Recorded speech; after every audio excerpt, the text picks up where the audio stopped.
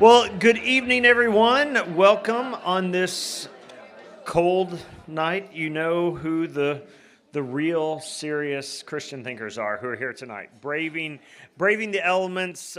You don't care about saving brain cells for the UK North Carolina basketball game. So I did have a moment. I told my wife yesterday someone had offered us some tickets to go to the game tonight after the lecture, and I was like, my priority is I'm going to be here. And then I was looking at the clock and thought, this is going to start at like 9:30 or 10. Time it gets over, it's going to be late, it's cold. And I just said, let's not use the tickets and we'll watch, at some point tonight when I'll get home. And I just thought, at 53, I thought my 16-year-old self would have strangled 53-year-old Brian Marshall if he thought you're giving away tickets to the North Carolina basketball game. But I appreciate all of you all being here tonight for just a fun evening. So a couple of quick announcements. Again, for students, I just always want to hide this because we still heard just today, we still have a few more students who expressed some interest in signing up. We do have 3 Lewis House classes. Part of what we do here is we have an accreditation partnership with Asbury. So Asbury basically just extends their accreditation umbrella to us, and we offer classes for students to take in a variety of subjects. Next semester, we have 3 different classes. We have a faith and finance course, kind of looking at what does the Bible have to say about money. It has a lot to say, so let's kind of study that in a systematic fashion. We have a Thought of C.S. Lewis course that's going to be taught by our own Nick Grounds, who's around here someplace. And then we have also a Romans and Galatians course taught by our own Dr. Derek King, so which is just kind of a semester-long, in-depth Bible study of sorts. So, and this is my dog who I brought today. If you see her, she will not be wandering around the whole time. I'll get her out of here, so sorry about that. She followed me downstairs. She's kind of a mascot of Lewis House of sorts. So we have classes. So if you have not signed up, and again, that is how much? What is it for a semester of classes, Derek? $100, and that covers your books as well. So that's 3 hours of tuition, and that, thanks to some of our generous partners, we're able to offer that. I think we're at about 50 students signed up for our classes for next semester. So it should be a fun semester. Before I forget this, next semester, this is our last lecture of this semester. Next semester, we have a great lineup. January 20th will be our first one, so kind of a little bit later in the month because school's starting a little bit later. January 20th, we have Christine Imba, and she's going to be here. Christine is a writer for the Washington Post. She's published pieces in the New York Times. She's a writer. She's got a really interesting book on sexuality, which is what she's going to be coming to talk about. And her lecture is entitled The Emptiness of the Modern Sexual Ethic. The Emptiness of the Modern Sexual Ethic. And this is kind of the piece that started circulating around, what was it, probably about a year ago in the New York Times. They kind of started to get her out into a different realm of people who are reading her stuff and thinking, wow, this lady has some interesting stuff to say about modern sexuality. And so The Emptiness of the Modern Sexual Ethic will be January 20th. We also have the next month in February, which I think, is this up on the website? Do we know yet? Is our lectures, dates? Yes. People are saying yes. I'm saying some yes. I'm glad you all know what's on our website. We have lectures for next semester. Malcolm Guite is going to be here. So Malcolm Guite is like the living embodiment of a hobbit. If you can imagine what that looks like, just kind of put that in your mind if you've never seen Malcolm, and then go to the website. I think we have a picture there, and you will see, like, yes, he does kind of look like a living hobbit. But he's coming over from England. Really excited. He has a cult-like following. I didn't even know who Malcolm was within the past few years, but he has really started to kind of, people are starting to, man, have you read Malcolm Guite? Have you read Malcolm Guite? He's really starting to make the rounds in some good ways. We're excited to have him with him. Then in March, we have Molly Wortham. Dr. Wortham is a professor in history at the University of North Carolina, and you can see some stuff out there about her online because in recent years, she kind of made a splash of having a very public conversion to faith as an adult, as a history professor at the University of North Carolina, started rethinking the resurrection, some different things, and then of all places, she's like, I would love to say it was just a total pure intellectual journey, but she's like, I just came to Christ through some big mega church in North Carolina. So she just has that really interesting journey as a thinker and as somebody, but yet had just this encounter with Jesus and was like, no, I'm going to be a Christian. I'm going to be a Jesus follower. So she's going to be coming to tell her story. And then in April, you can all plan on something else to do in April. I will be giving our April lecture here, working towards a theology of modesty. So, we've tossed around a lot of fun titles for that. I don't even know what we landed on. I suggested something like cleaving to the virtue of modesty, something. And they're like, Brian, no, this is not, your humor is not going to translate in print very well. So let's do something maybe a bit less playful in that regard. So we're going to do something on a theology of modesty, and hopefully I won't get stoned come April. We do have a bookstore upstairs, which we do have a couple of Dr. Presley's books here tonight to check those out afterwards.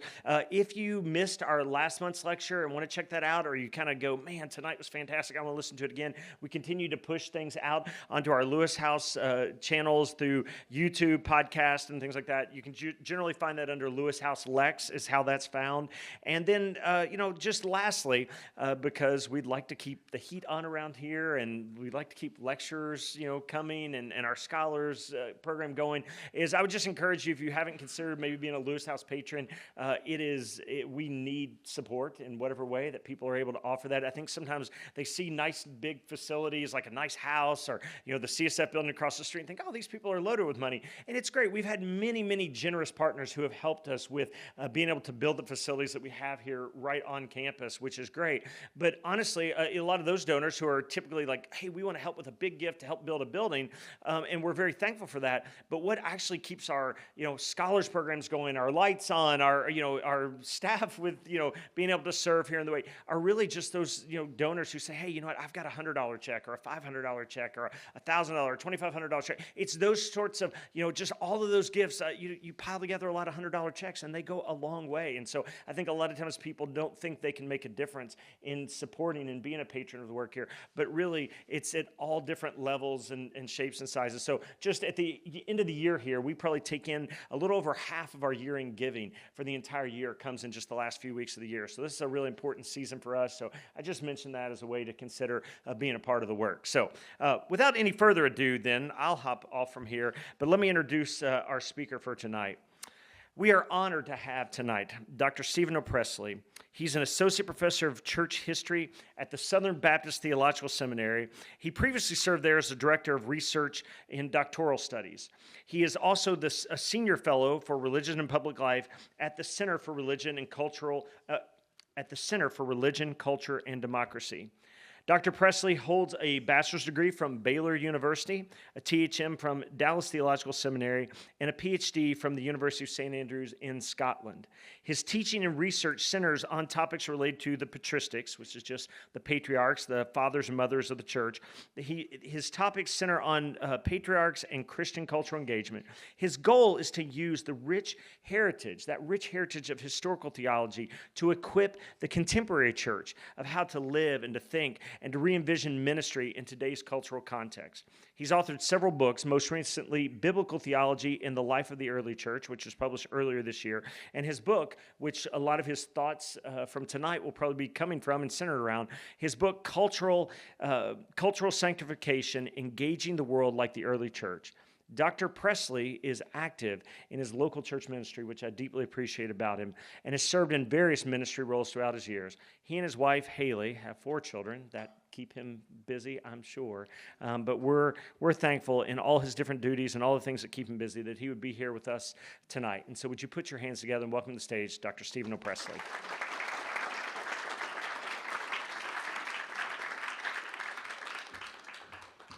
Thank you so much. I cannot tell you what a joy it is to be with you and how impressive the ministry of this place is. I mean, from the time I hit the ground, getting to see the incredible ministry, the incredible work going on here, it is just amazing to see it. I did live here. I live in North Texas now, and as Brian described, I work for the Center for Religion, Culture, and Democracy that does kind of programming for college students at the intersection of religion and culture, and then also teach at Southern Seminary. I lived here for about 3 years, and I'll never forget when I did move here for the first time. My introduction to Kentucky was the movers met me at the front door. I was just telling this story, and they stared at me as they were holding my couch, and they said, "Louisville or UK?" And I stared back at them, and I said, okay, my brother-in-law went to UK. I did grow up cheering for UK, but at this moment, I need my couch in my house. What do I have to say to get my couch in my house? What do we have to do there? Turns out one of the movers had played basketball at U of L. So I had the wrong answer, but I have the right answer tonight, right? So the right answer tonight, it is, what? It did. He was gracious enough, although I don't expect that happens a lot. Maybe I was.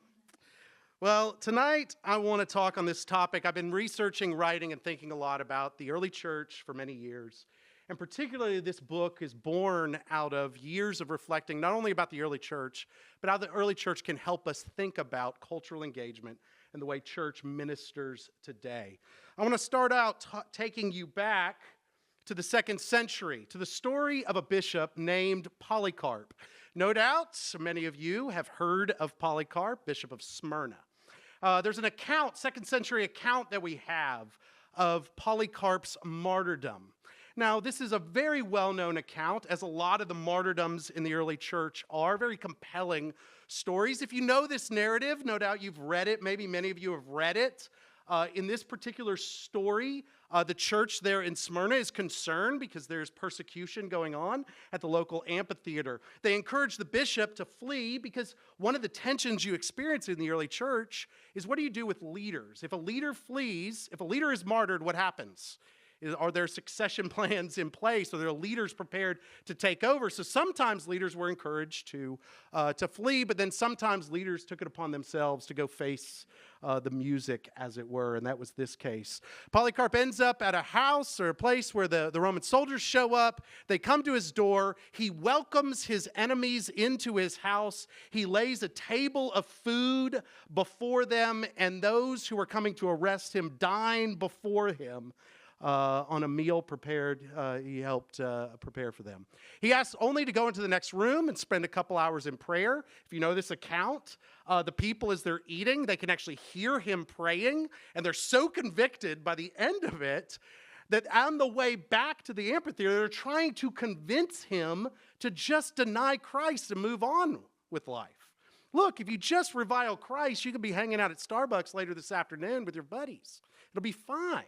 You can just move on, just pinch incense to Caesar, just do something, capitulate. But of course, Polycarp, as a man of God, a man of faith, would not. And so when Polycarp enters the amphitheater, you can go read the account for yourself. It's very dramatic, the kind of persecution. This is the interchange that goes on.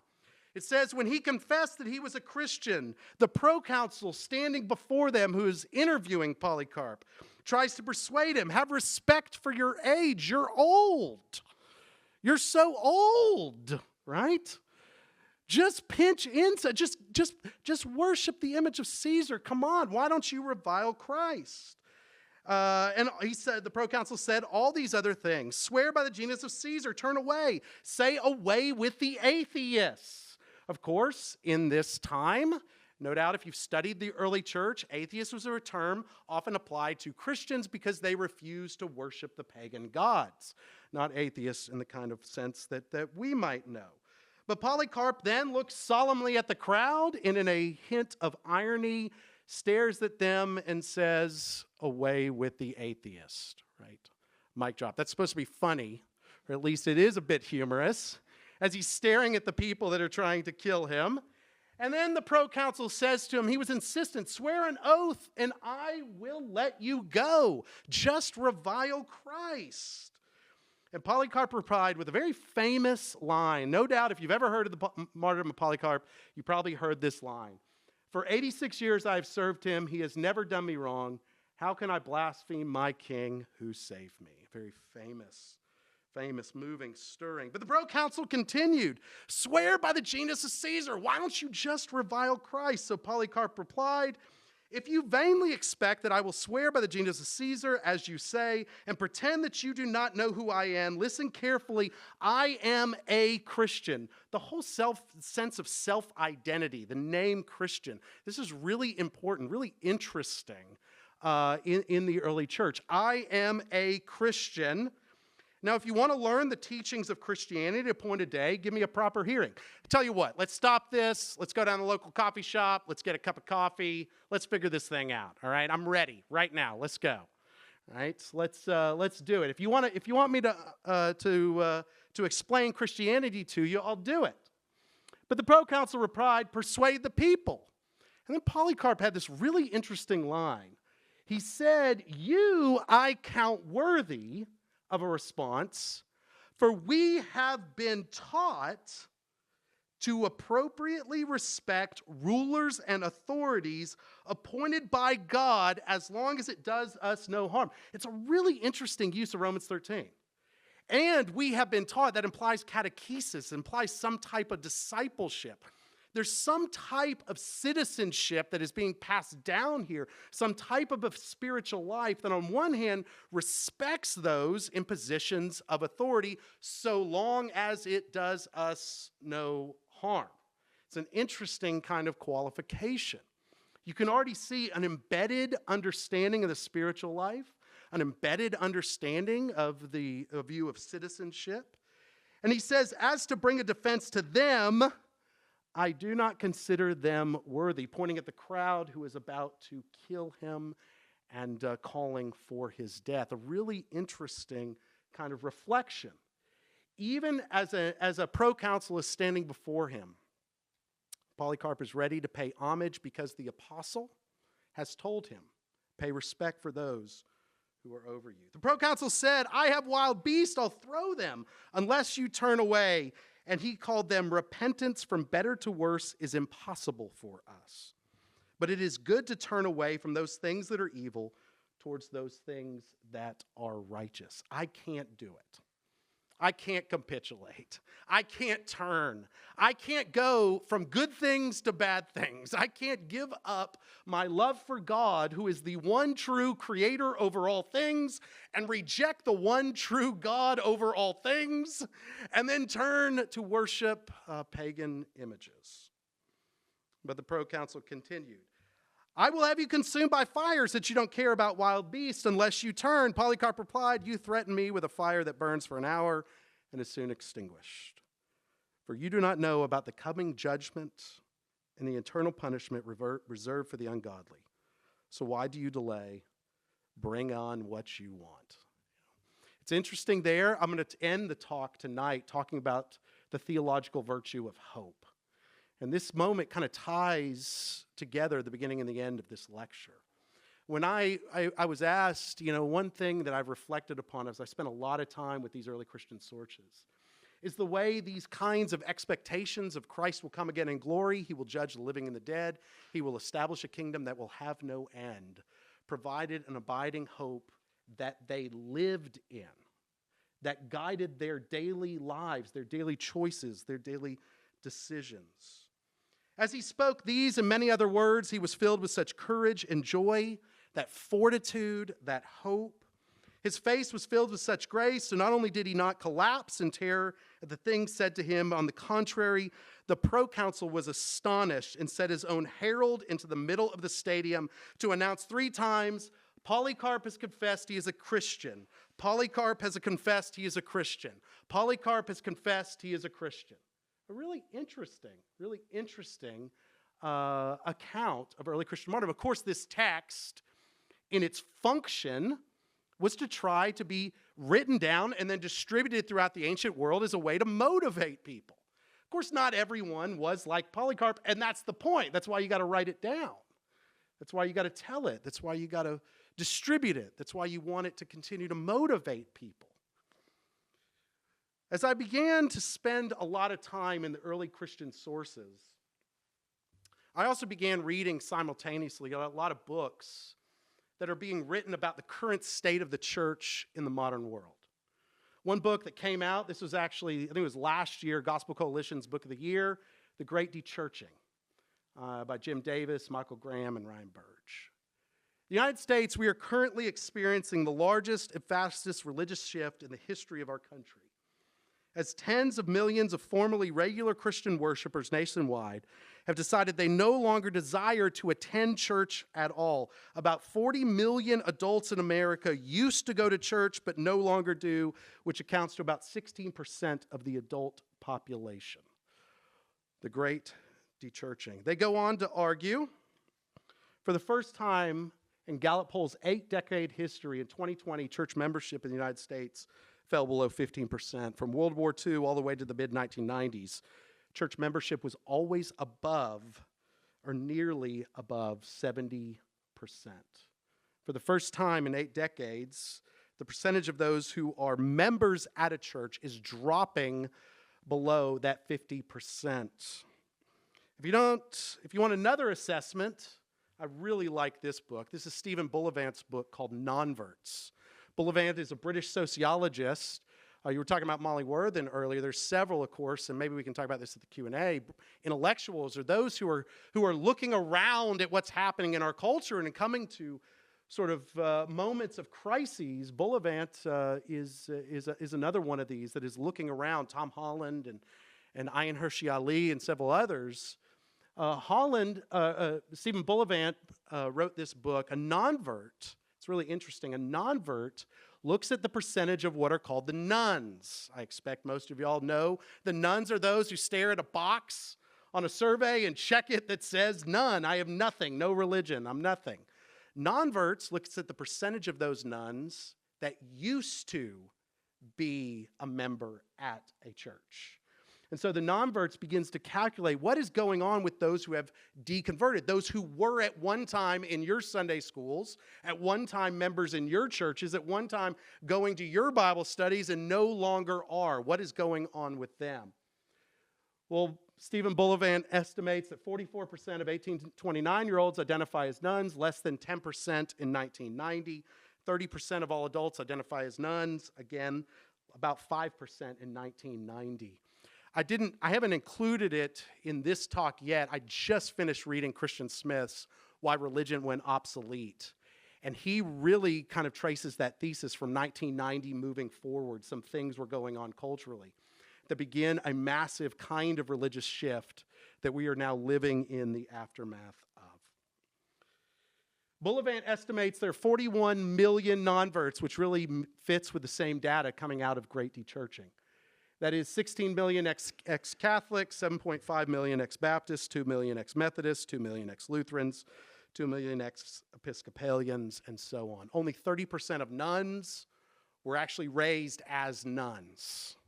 That the large percentage of nuns used to actually be in churches and involved in churches.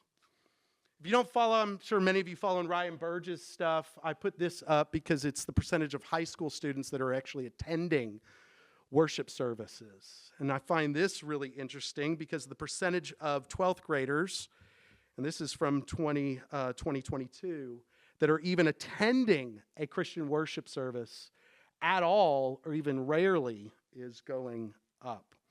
And I look at these sorts of things, and I realize a lot can be done and a lot can be said with sociology. But the point is you start to look at the collective sense of what is going on, and you begin to see the way religion and culture are interacting in new kinds of ways. I think in my book, and I think no doubt many of you from my talks with you have engaged some of Taylor's work. Taylor defines secular age as a move from society where belief in God is unchallenged, indeed unproblematic, into one where it's understood as one option among others, and frequently not the easiest to embrace. And that's what Carl Trueman ends his book making a case for. In the closing lines of Trueman's chapter, he argues in the 2nd century, the church was a marginal sect within a broader, dominant, pluralist society. This is where we are today. The 2nd century world is, in a sense, our world where Christianity is a choice, and a choice likely to, at some point, run afoul with authorities. When I read Taylor's work, when I read Trueman's work, and again, in the Q&A, we can spend some time talking about it. When I begin to look at non-verts and at the Great Dechurching, the collective sort of sense I get from those books really echoes what Trueman's words here at the end. So when I sat down to write Cultural Sanctification, I began to reflect on how on earth did we get from 12 guys hanging out with Jesus to the point where Constantine would actually think it's politically expedient maybe to convert, whether or not the conversion was legitimate. And maybe of course it was. But how do we get to the point in which Christianity moves from this sort of marginalized sect to become a religion that is shaping the culture? I'm going to talk about 3 features. Now, I developed these extensively in my book, Identity, Discernment, and Hope. Identity, discernment, and hope. When the early church thinks about engaging the world around it, the first and foremost, cultural engagement does not begin out there. It begins in the church. It begins in discipleship. It begins in catechesis. It begins in the slow, steady teaching of Christian doctrine, Christian morality, and Christian practice and Christian liturgy. The Christian identity is formed, it is received, it is shaped, it is catechized. Catechesis in the early church is the program of cultural engagement. Cultural engagement is born, the church is born from catechesis. If we had more time, and maybe even one thing I like to do, and I've done it in some of my classes, is walk through Acts 2 and show how Acts 2, at the birth of the church, you have those 3 ingredients of fashioning a Christian identity. You have Christian doctrine. When Peter stands up and preaches the first sermon, he begins, men of Israel. And he walks through Jesus, a man born, he lived, he died. And actually goes on, cites Psalm 16, cites Psalm 110, Lord said to my Lord, sit in my right hand. And so you have this sort of doctrinal essence, a rule of faith, is the way the second century will explain it in Acts. And then, of course, you have the kind of breaking bread and the teaching of the apostles. You have catechesis going on. And then, of course, you have worship there. You have the formation of a Christian culture that's being born through the church's doctrine, the church's morality, and the church's liturgy. In the early church, at least prior to the 4th century, extended times of catechesis, often before baptism, were a norm. One of the earliest accounts we have is in a text called On the Apostolic Tradition that mentions 3 years of catechesis before baptism. Now the text says the time does not matter, but the devotion or the heart or the growth in godliness is ultimately what matters. But there's a sense in which there's an extended time of catechesis. The church father, in his named Irenaeus, in his work against heresies, he actually has a really interesting comparison, where he is talking about the Ethiopian eunuch in Acts 8, which no doubt is coming to mind to many of you. Irenaeus has already mentioned the Ethiopian eunuch because clearly it's being used by early Christians to defend immediate baptism after conversion. And Irenaeus says, yes, the Ethiopian eunuch, but do you remember what the Ethiopian eunuch was doing? He was reading Isaiah 53, right? In other words, it's actually the first time the term catechesis is used in the church fathers is when Irenaeus says he had already been catechized. That's why he's reading Isaiah 53. Then Irenaeus goes to Paul on Mars Hill. He goes to Acts 17, and he says, when Paul stands up on on Mars Hill in Acts 17, where does Paul begin? How many gods are there? Right? Let's just let's clear the decks here and let's just figure out monotheism first. Once we get monotheism down, then we can kind of move on, because one of the concerns they had in the 2nd century are people going to baptism who are not even monotheists. And then, of course, the church is wrangling with questions about the level of discipleship that needs to go on before baptism. But nonetheless, there is this point in which discipleship and catechesis needs to be an essential part of one's engagement with the world. We need, and let me just say, I was just so impressed talking to many of you about, I see that going on right here. The kind of incredible discipleship and catechesis that is happening in these walls and here at this is encouraging and inspiring. But in the early church, there was often an extended time of catechesis or discipleship before baptism. There was also a serious commitment to the spiritual life. And that's why I ended up titling the book, I use Sanctification in the book. Because I feel like the one thing the early church taught me in writing the book, and the one challenge I have when I read them, is trying to understand how to live the spiritual life. What it means to be embedded in the world and live in a world that is often set against you. In the opening of the book, I talked about the challenges sometimes we face in a world where it feels like paganism is all around us. This challenge to retreat, to take up and to get away, or this challenge to pick up and fight. And what I see again and again and again in the early church is that slow, steady discipleship, that fortitude, that faith, that willingness to stand in the face of all kinds of challenges, and that serious commitment to the spiritual life. I am glad I included this quote because I heard that this program is interested or a fan of on the apostolic preaching. Right? 2nd century church father Irenaeus. At the opening, if y'all no doubt y'all read this, I love when Irenaeus describes for what use is it to know the truth in words, but to defile the body to perform evil deeds?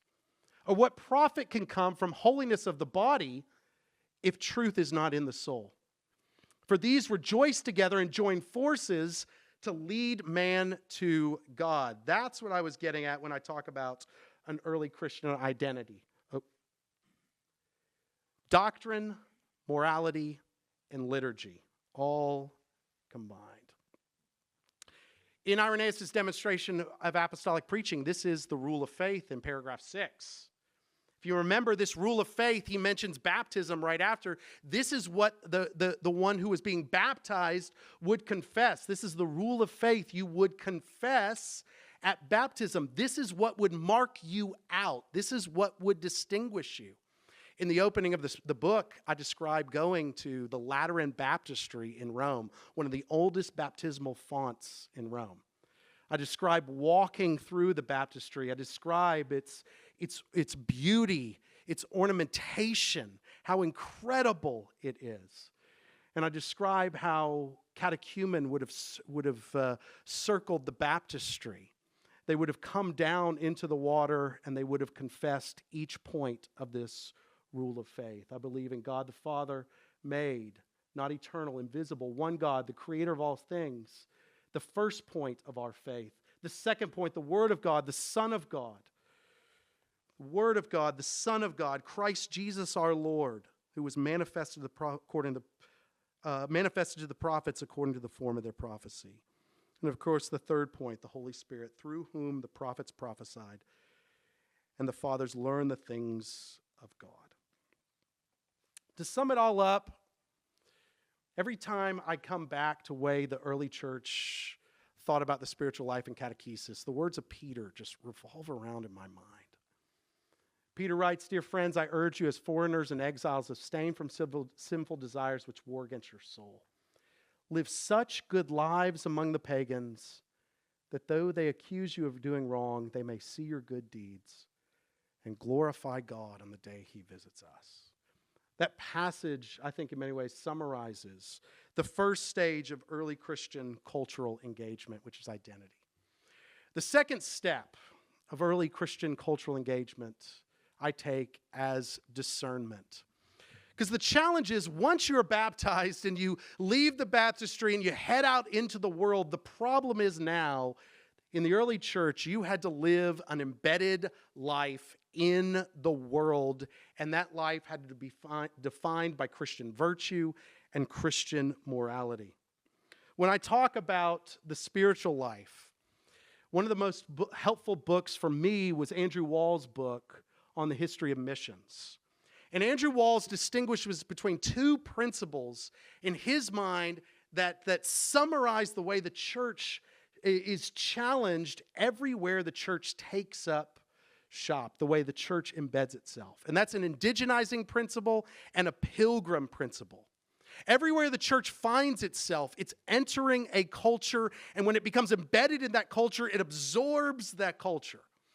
So when you embed yourself in Kentucky, you become a UK fan immediately, right? There's some no's. So I won't let that one go. When you embed yourself in the world, you take on. I mean, I remember living in Scotland. I'm from Texas, and I love Tex-Mex. I love street tacos, and I didn't get any of those in Scotland. I had fish and chips, and in Scotland, did you ever have Iron Brew? Iron Brew is their soft drink. You have Iron Brew, which is like Orange Crush. It's not, one day you can try it, but Iron Brew and fish and chips. I miss my Tex-Mex. When you embed yourself in the world, you take on the forms and features. But Christians always have a pilgrim principle reminding them that this world is not your home.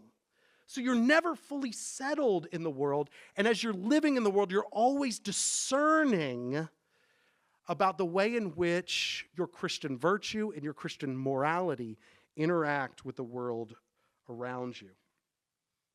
This is the challenge I had when I was trying to understand how the early church embedded themselves.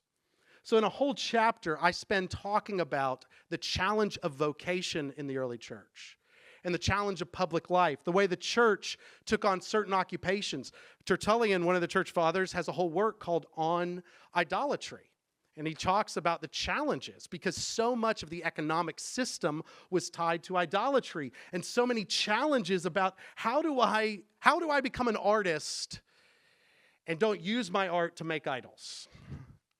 How do I become a merchant and make sure that my trade does not involve the distribution and sale of idols?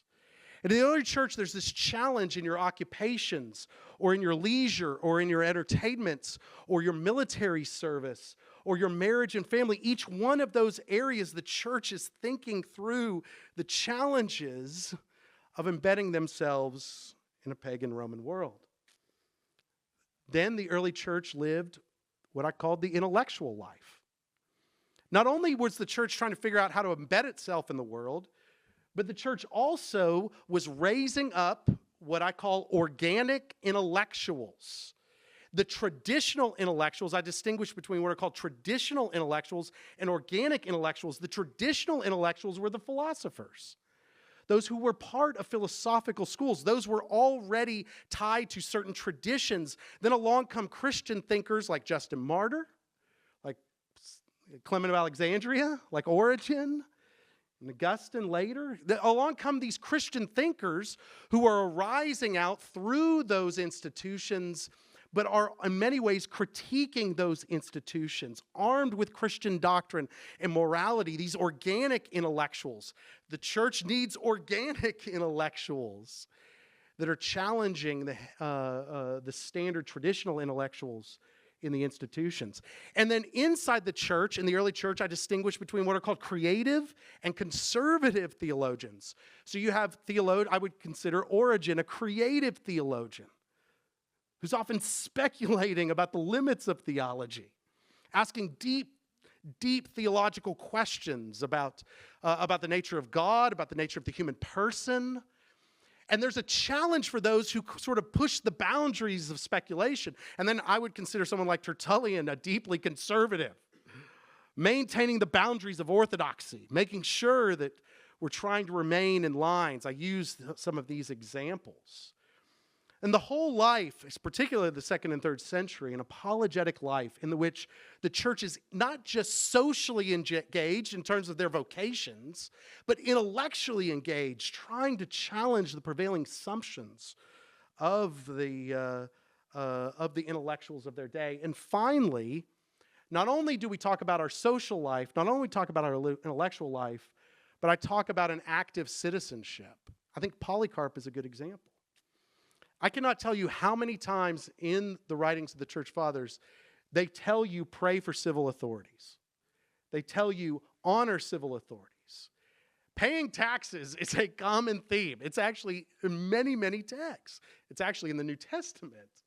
Remember how many times it's in the text. And I think some of these texts are bound with are you participating as a citizen? Are you part of a civil society, defending religious liberty? Robert Wilkins' book, The Liberty of God and Liberty in the Things of God, traces back the teaching of religious liberty to Tertullian, Lactantius, think it's probably even beyond that. And lastly, to promote virtue. In other words, the challenge I had as I was looking at the early church as a model for cultural engagement is I couldn't just talk about their social life. I couldn't just talk about their vocation. I couldn't just talk about their intellectual life. I couldn't just talk about their citizenship. I was trying to paint a panoramic view to show you that the early church was crafting an identity and looking at the whole spiritual life and the importance of each one of those features of the spiritual life. I'm going to use one text as an example, and I use this in the introduction of my book, The Epistle of Diognetus. For Christians are not distinguished from the rest of humanity by country, language, or custom, for nowhere do they live in cities of their own, nor do they speak some unusual dialect, nor do they practice an eccentric lifestyle. The teaching of theirs has not been discovered by the thought or reflection of ingenious men. Christianity wasn't discovered by philosophers. Christianity wasn't discovered by bright individuals who use their reason to discover the Scriptures. The Scriptures are handed down. The Scriptures are revelation. The Scriptures are given. Has not been discovered by the thought or reflection of Jesus' men, nor do they promote human doctrine as some do. But Christians live in Greek and barbarian cities as each one's lot was cast. They follow the local customs of dress and of food and other aspects of life. At the same time, they demonstrate the remarkable and admittedly unusual character of their own citizenship. They live in their own cities, but only as aliens. They participate in everything as citizens and endure everything as foreigners. Every foreign country is their fatherland. Every fatherland is foreign. They marry like everyone else. They have children, but they don't expose their offspring. They share their food, but not their wives. They are in the flesh, but they don't live according to the flesh. There's Paul. They live on earth, but their citizenship is in heaven. They obey established laws. Indeed, in their private lives, they transcend those laws. They love everyone, and by everyone, they are persecuted. A second example that I like to use from the apostolic tradition. This is an example of an interview that would take place for a new convert, a potential convert. They would be brought to the leader, brought to the minister, the pastor's house, and they would have an interview. Now, before this, they actually asked them about their marital status. By the way, I don't know, if I would encourage, maybe you should encourage your pastor to start doing these. Bring them in, have an interview, right? If anyone is a pimp or a procurer of prostitutes, he should cease or be rejected. You can see the discernment going on. Discernment. If anyone is a sculptor or painter, he should be instructed not to make idols. He should desist or be rejected. If anyone is an actor or makes presentations in the theater, he should desist or be rejected. If someone teaches children, it is better that he desist. If he have no trade, let him be allowed. Of course, if he teaches at a classical school, then everything's okay, right? Teach at a classical school, then you're fine. But if you do, you can see the discernment going on. I can't tell you how many pastors I've sat with this kind of discernment today, as you're thinking about your vocation, where you're going to serve, the people you're going to work with, the kind of jobs you're going to have. Can I live out my Christian spiritual life? How do I live my Christian spiritual life in those kinds of vocations? If anyone is a charioteer who competes, or if anyone goes to the races, they should desist or be rejected. If anyone is a gladiator or trains gladiators in fighting, or one who fights with beasts in the games, or a public official, and so on, should desist or be rejected. If anyone is a priest of idols, guardian of idols, he should desist or be rejected. And notice, even with those who are teaching, or there's different levels. It's not like they're treating everything the same. They're thinking through the particular vocations and the challenges of maintaining a Christian spiritual life in that particular location. One last one. Tertullian on the crown. This is a story, the opening story of a Roman soldier who had a laurel crown. In this particular account, the soldier takes the crown off and puts it on holds it in his hand. And while he was holding, the emperor one of them was approaching the soldier, who was more of a soldier of God, Tertullian writes, and more steadfast than the rest of his brethren, who had imagined that they would serve two masters. No man can serve two masters. And the soldier is thinking, if I put the laurel crown on the head, the laurel crown signifies my allegiance to the emperor. But if I take the laurel crown off my head, without the laurel crown on my head, I have allegiance to God and respect and honor for the emperor. But by taking his laurel crown off his head, he was abused and ultimately killed. Accordingly, they began to mark him out, jeering at him, gnashing at him with their hand, murmuring to the tribune when the person had just left the ranks. They put to question, why are you so different in your attire? Why do you look different? Why'd you take that laurel crown off your head? He declared that he had no liberty to wear the crown with the rest. Being urgently asked for his reason, he answered, I am a Christian. Of course, in the rest of the work, Tertullian does a biblical theology of crowns and goes, look what everyone in the Bible is doing with crowns. They're taking their crowns off and they're putting them at the feet of Jesus. They're all getting rid of their crowns. Now, that's Tertullian's argument as he's struggling and thinking about what it means to fear God and honor the king. I mentioned this a second ago, but I think there are intellectuals who are starting to wrestle with some of the same kinds of struggles today. If you know the story, I mean, Wally Worthen is another good example. Ayan Hirsi Ali grew up. She grew up a Muslim, and she grew up and was abused at a young age. She tells her story in this essay that came out last year, Why I'm Now a Christian. And in Ayan, she ended up being one of Dawkins' disciples. You can read her story. It's fascinating. She was an atheist, an advocate of atheism. But, you know, as she began to really examine the credibility of Christianity, and she began to look not just at what Christians believe, but the way Christianity transforms society, Ayan Hirsi Ali announced she was a Christian, and this is what she said in that article. We can't fight the formidable forces of kind of the secular turn that we're facing if we can't answer the question, what is it that unites us?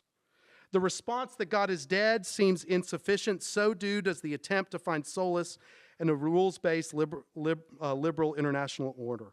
The only credible answer, I believe, lies in our desire to uphold the legacy of the Judeo-Christian tradition. In other words, Christianity provides the moral framework for a flourishing culture and a flourishing society. And she makes that ultimate argument. And I think when I look back at the early church and I see the Epistle of Diognetus, or I see the writings of Tertullian, or I see on apostolic tradition, I see some of the same kinds of arguments. Last one. 3 features of cultural engagement. Identity, discernment. You got to end on a high note. Like all the prophets, right? Like all the prophets, hope. I remember when I was doing one podcast, one of the questioners asked me, what is one thing you learned through writing Cultural Sanctification?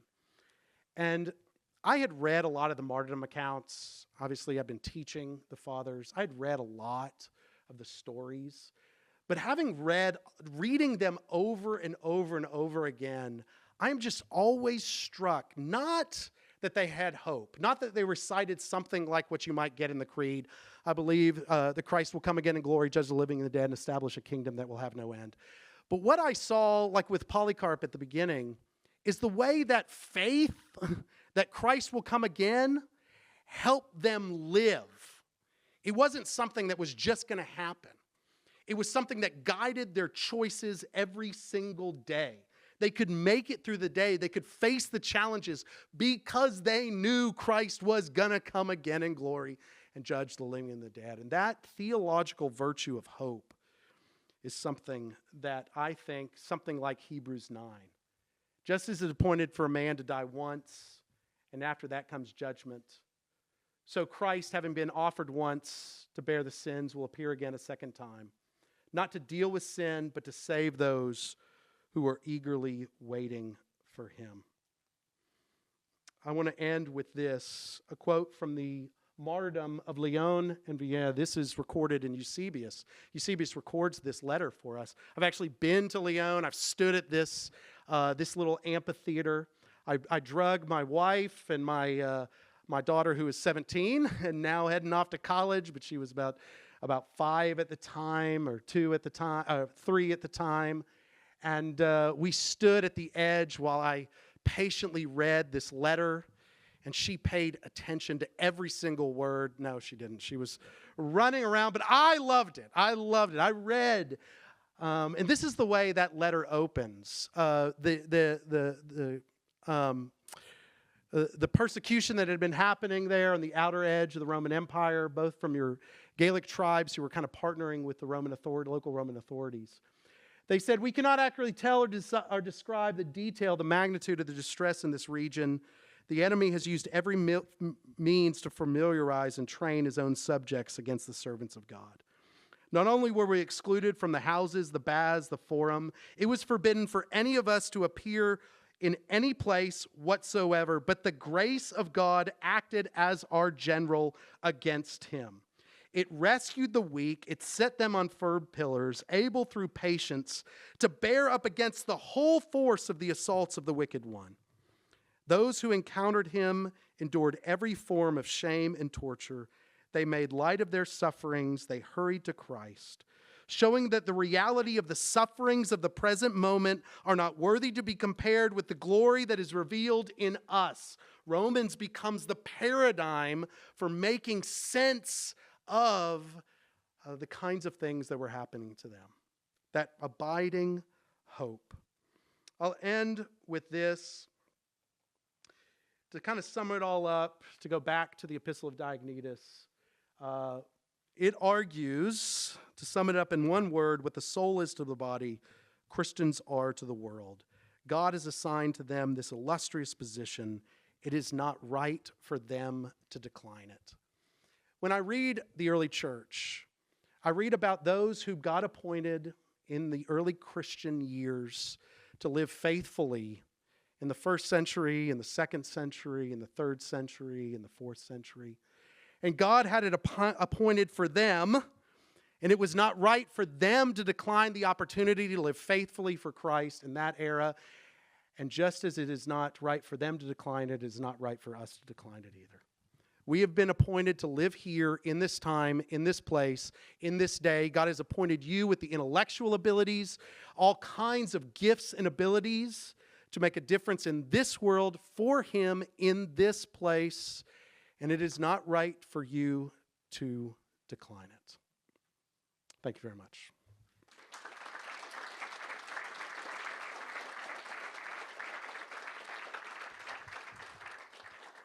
Well, thank you, Dr. Presley. Folks, we're going to spend a little bit of time in Q&A. So if you have a question, I'll have a mic. My friend Reese back here will have a mic as well. If you could just raise your hand, we'll get to you as soon as we can, but also be helpful if you could stand as able so Dr. Presley can see you. So we're going to get started.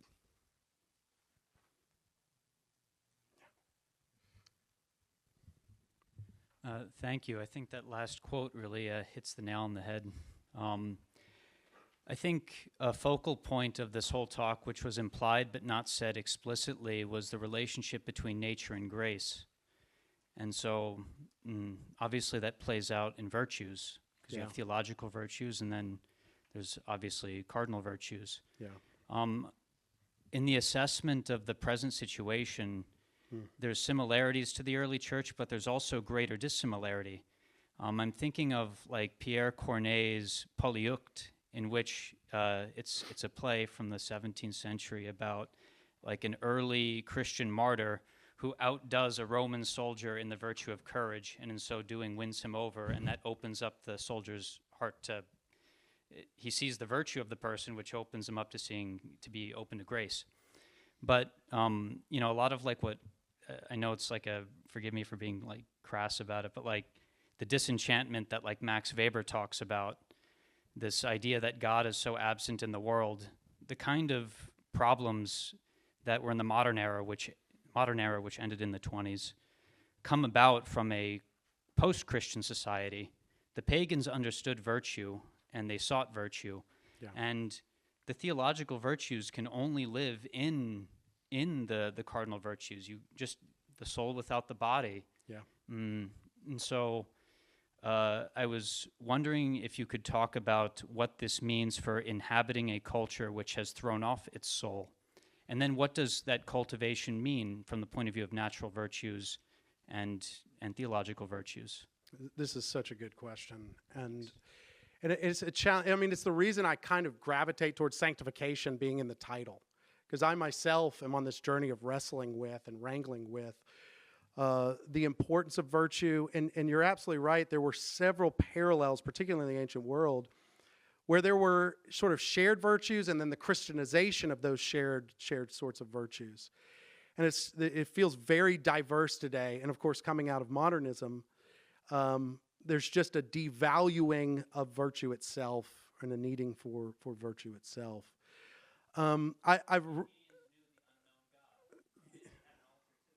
Yeah. They even had an altar to the unknown God. Absolutely. So, the challenge, the differences between the early church and today are manifold. I talk about this a little bit in the introduction and in the ending. I do think, generally speaking, coming out of a Christendom has itself left sort of vapid institutions that we're trying now to reclaim in a variety of ways.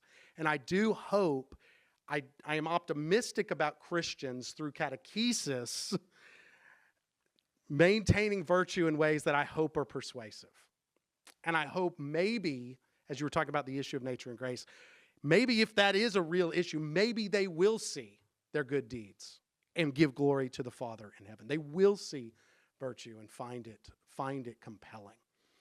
But I think your point is well taken, that we're still trying to even understand what some of those virtues look like.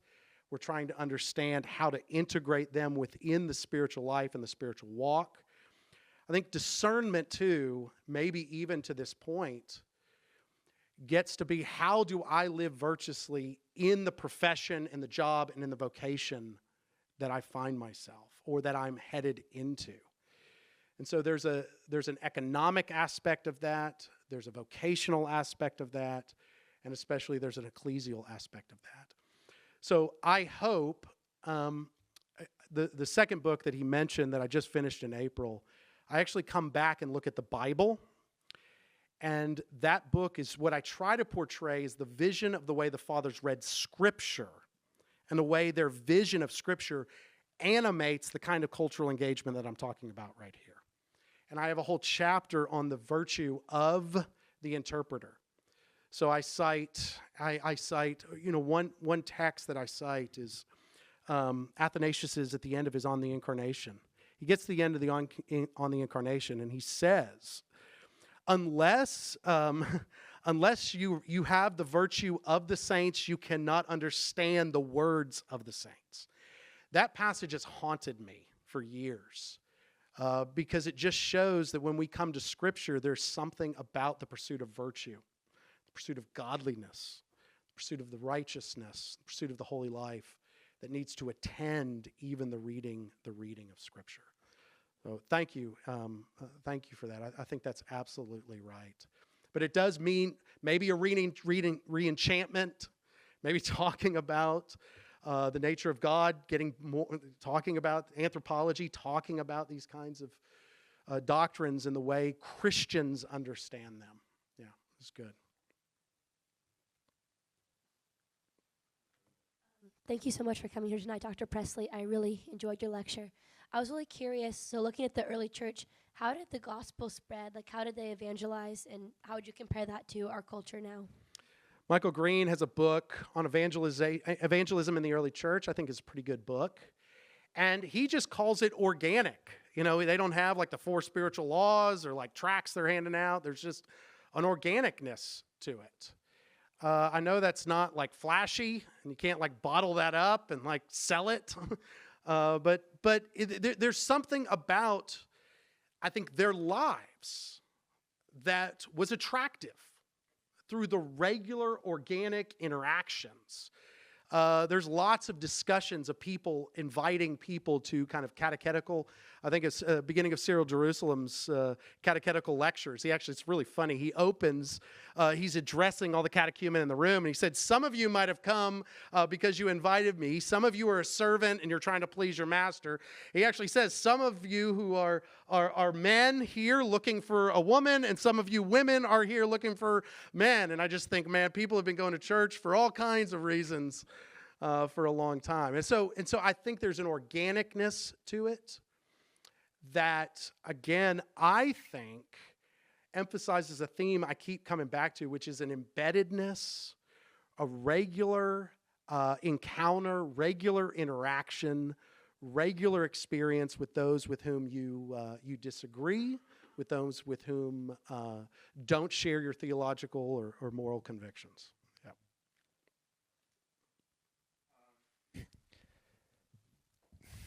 I guess my question is sort of around how might, for lack of better, like ancient Roman Christian culture, Roman culture around the time of Christianity, compare in terms of moral character or virtue to our own culture? Because I understand and appreciate and would profess, of course, the reality of needing to be virtuous in order to win people to Christ.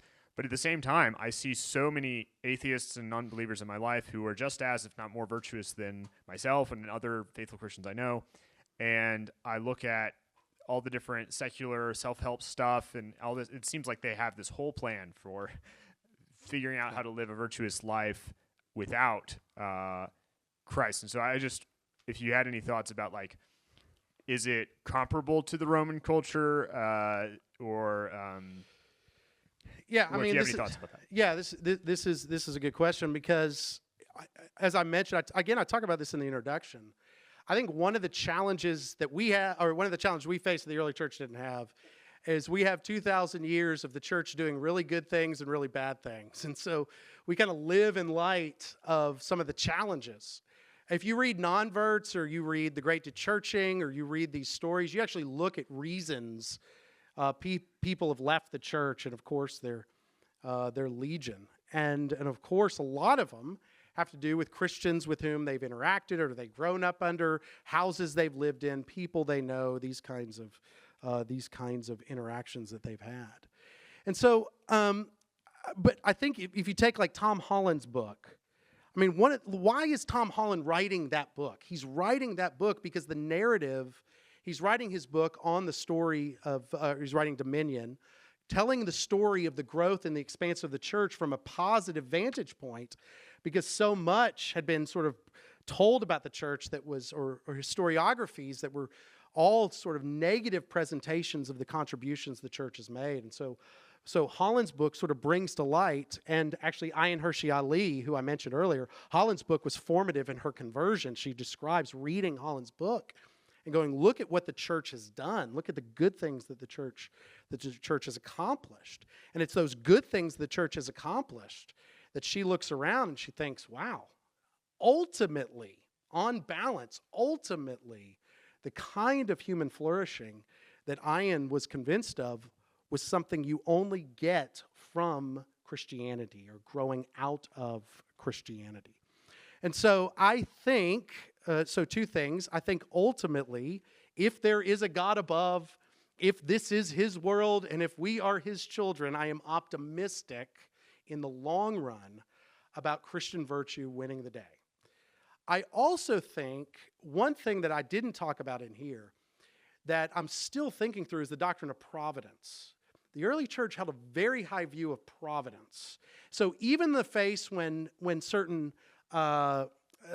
they would look out, there were sort of certain successes, or there were certain Romans that would live in certain ways, they would still lean on, this is God's world, we are his children. And that doctrine of providence resurfaces over and over and over again. And there is an optimism about the way in which God is at work, even in the world, even among their midst. So there's a trust that God would change hearts, that God would draw, that God would lead, that God would deal. Even when it was on appearance, those in the world or those in certain, let's say, philosophical communities or whatever were successful. That's a good question. Yeah. Presley. I have a question about cultural sanctification and vocation. So I'm actually not a Christian ministries major. I'm a film major. Oftentimes, kind of the two options that get presented to me as a Christian wanting to break into that industry are, I can either be a Christian filmmaker, or I can go to Hollywood, but I have to be this like secret underground like plant super spy for Christ, right? And neither of those options seem super pro cultural sanctification to me. So I'm wondering what your take on that is, and what do you think? What do you have to say to someone who wants to go into a maybe more pagan considered industry? Man, this is such a good question. I think broadly speaking, and I love the ministry here again. I love the ministry here because one thing at the center I work for, we've had a lot of conversations about the tensions between reviving old institutions or building new institutions, which can manifest itself. Do I go to public school or private school? Do I get a job at a Christian thing, or do I? And that tension is played out over and over again in so many vocations, in so many industries, in so many institutions. Just practically speaking, at least in my experience, the capital that it takes to build new institutions is extremely, extremely difficult. Number one, to launch your own business, if you want to put it in sort of, to launch your own business, to do those sorts of things, the capital it takes is just absolutely enormous. At the same time, there's something about old institutions. There's something about old industries. There's something about working for old film studios. There's something about legacy. There's something about tradition. There's something about those kinds of institutions that I think it is good for Christians to embed themselves, so long as it does them no harm, to quote the Polycarp, the martyrdom of Polycarp. So this is where I think discernment is required. And why I think, number one, being involved in communities like this is essential. I think the catechesis piece of cultural sanctification demonstrates you need thick communities, you need regular discipleship, you need growth in godliness, you need reading, you need to surround yourself with these. But yeah, I think the Lord may call some of you to embed yourself in institutions where you can be, a Christian working in those institutions to redeem institutions or to challenge the status quo of institutions. Some of you may end up in Christian schools, Christian universities, Christian kind of settings, and I think it's going to require both of those. The one challenge I think we have is the privileging of one over the other. I think those who may find themselves in secular institutions want that pride to creep in and then think, look at me, I'm the one going to this institution. On the other hand, those who embed themselves, let's say, in Christian context, begin to see those outside there as those who are compromising, and there's a tension. I think that's the danger that can get played out, whether or not you're building new institutions or heading into those kinds of contexts. What I love about studying, if you read all of this early Christian literature, they're trying to live that tension out. I think when you look at On the Apostolic Tradition by Apologists, you can actually see the church trying to work these sorts of things out. I didn't mention Tertullian he goes into discussions of artwork. He goes into discussions of being an artist and using your skills and your gifts. Just don't use that artwork to make idols. Well, there's a discernment and attention to be played out for those of you who might be going into that sort of a vocation. That's good. Hey, Dr. Presley, thank you for the talk.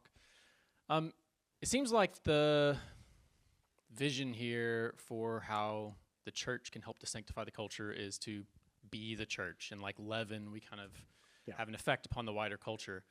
And it seems to me that that's a really attractive vision for how we can affect the culture, but it assumes, or maybe even thrives in, a kind of powerlessness of the church.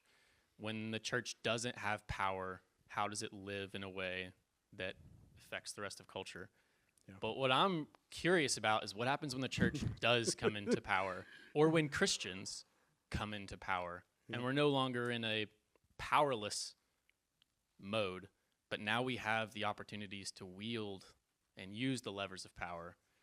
How does cultural sanctification work then, or how should it work? This is how fast the conversation moves, because I wrote this book several years ago. And in fact, I was writing it several years ago. Rod Dreher comes out, so the opening chapter, actually the close of this book, I go to Benedict's Abbey. I describe going to Benedict's Abbey. Rod Dreher published his book, Benedictoption, came out in 2016. No one expected Trump to win that election. He did. And even at the in Dreher's kind of opening of Benedictoption, he actually says, the Trump moment is just a blip on the radar. And, we're headed to the dark night of the soul that's lurking on the other side. And so even when Dreher was writing that, I mean, the conversation has evolved and turns, and there's new twists. And I think what I'm trying to describe here, I hope, as I lay out in the beginning, the writing of it and the setting of it has that kind of in mind. But in the beginning, I mentioned several books. We were talking earlier. I mentioned several books that I can already see lurking on the other side. And there is this optimism or this expectation that a slow, steady growth, these formations of thick communities, that embedding myself in institutions is not happening fast enough. And it's not moving quickly enough. And I need to gain the reins of power and be able to make dramatic changes rather quickly. I hope that this book has a response on both ends. And I hope it has particularly the discussion of virtue earlier. That gets played out whether or not you're in positions of power or you're in positions of weakness. So I hope those two things, it addresses both.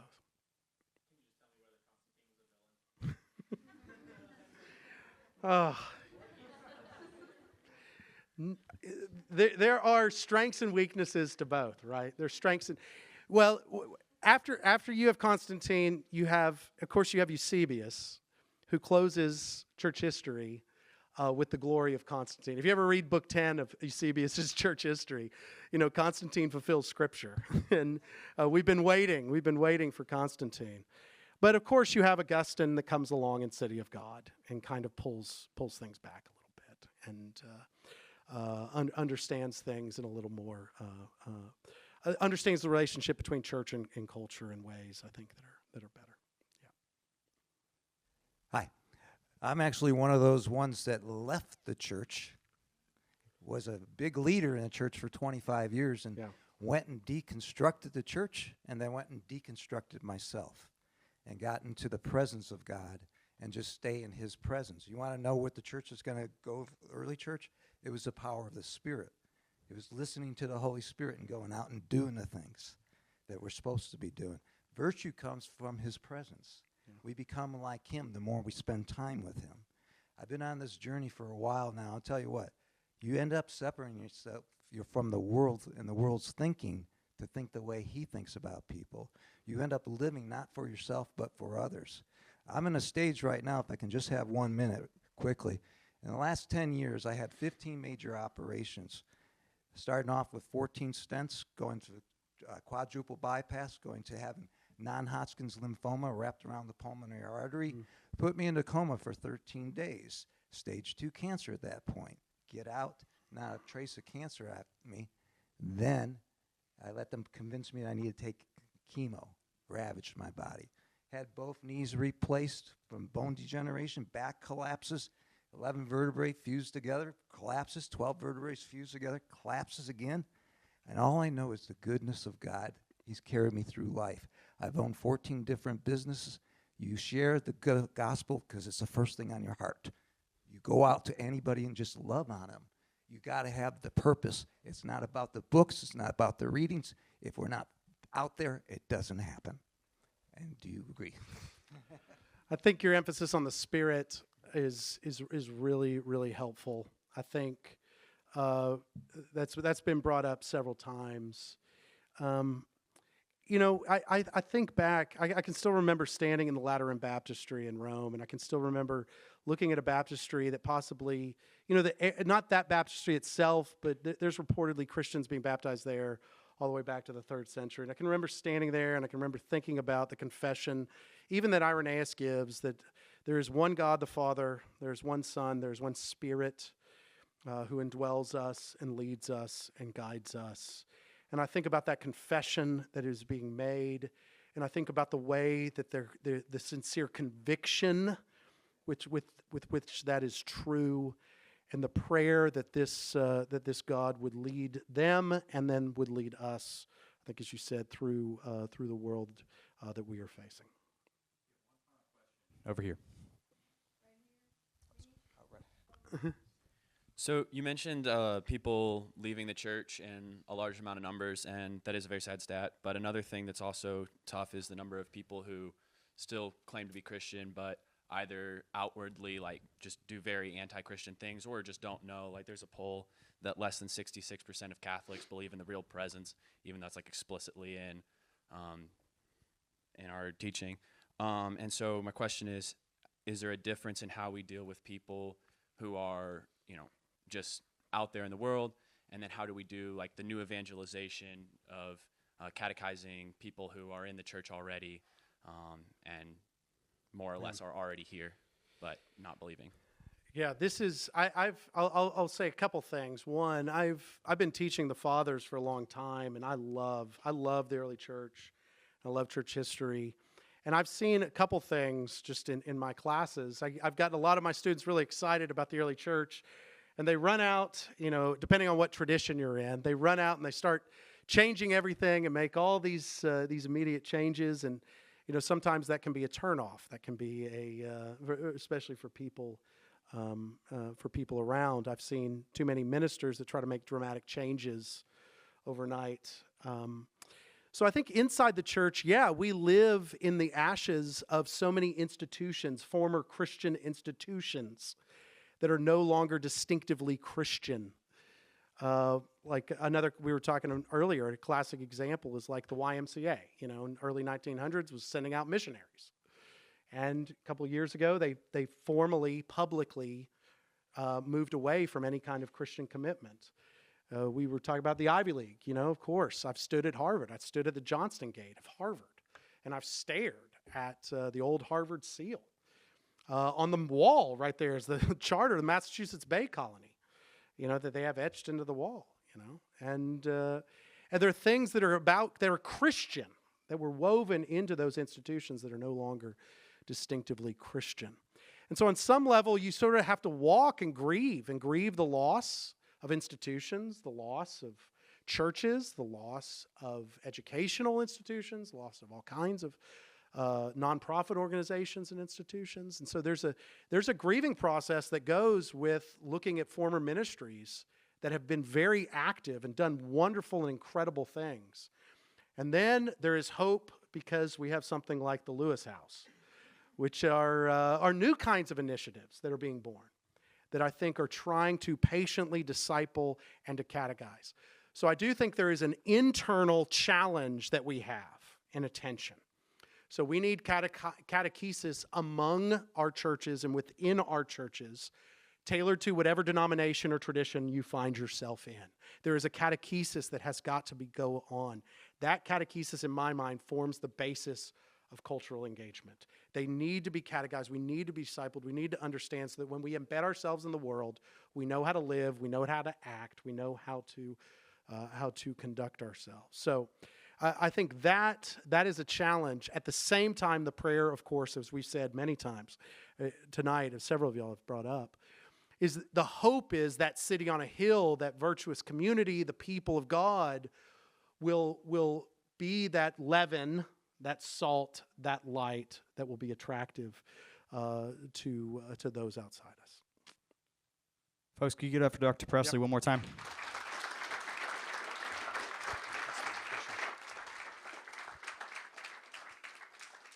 Well, thank you all for coming out. That concludes our Lewis House lecture series for this semester. I know Brian mentioned a few announcements, so I won't go back too thoroughly through those, but if you have questions about what's going on here at Lewis House, whether that's a question about our classes, we'll be here to chat. Our staff afterwards. Could our staff raise their hand if you're just a staff member in the room real quick? We'll be around afterwards if you have questions. Brian mentioned something about being a patron. If you have questions about that, we'd love to talk to you. Or just about our spring lineup for the lecture series. I did confirm, if you go to our website, www.lewishouse.org/lecture series, you can actually see our lectures for the spring. They are there. And so we'll look forward to seeing you all in the spring. Until then, Merry Christmas and Happy New Year.